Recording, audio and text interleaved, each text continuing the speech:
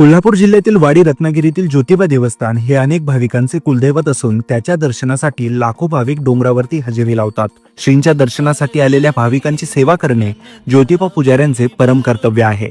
आपल्या दारी आलेला श्रींचा भक्त उपाशीपोटी जाऊ नये हा त्यांचा पहिला प्रयत्न असतो. कितीही भाविक आले तरी त्यांची मनोभावे सेवा करणे हे त्यांचे परम कर्तव्य आहे. कोणत्याही प्रकारच्या दक्षिणेची अपेक्षा न करता ते निस्वार्थ भावनेने त्यांची सेवा करत असतात. त्याचबरोबर आलेल्या भाविकांचा कुळाचार करून त्यातूनच आपली उपजीविका चालवणारे पुजारी कोणत्याही प्रकारच्या दक्षिणेची लालसा करत नाहीत. असे हे ज्योतिबा देवस्थान अपवादात्मक तीर्थस्थान आहे. यात्रेदरम्यान लाखो भाविक मंदिराला भेट देतात. या दरम्यान प्रत्येक भाविक आपापल्या पुजाऱ्याच्या घरातून उपाशीपोटी माघारी जात नाही. या सर्व भाविकांच्या जेवणाची सोय करणाऱ्या महिला पुजाऱ्यांचे खरंच आभार मानायला हवे. घरामध्ये कोणतीही दुःखद घटना घडली तरी ते त्या दुःखाला विसरून दारी आलेल्या भाविकांची सेवा करणे, त्यांची सोय करणे हे त्या पुजाऱ्यांचे पहिले कर्तव्य. लॉकडाऊनच्या काळातील बिकट परिस्थितीमध्ये देखील येथील पुजाऱ्यांनी देवाची सेवा केली व भाविकांचा कुळाचार देखील केला. आजकालच्या काळात देवाच्या नावावर पैशांचा बाजार मांडणाऱ्या देवस्थानाला ज्योतिबा देवस्थान व येथील पुजारीही अपवाद आहेत. आणि विशेष म्हणजे हे एकमेव देवस्थान आहे जेथील पुजारी वर्ग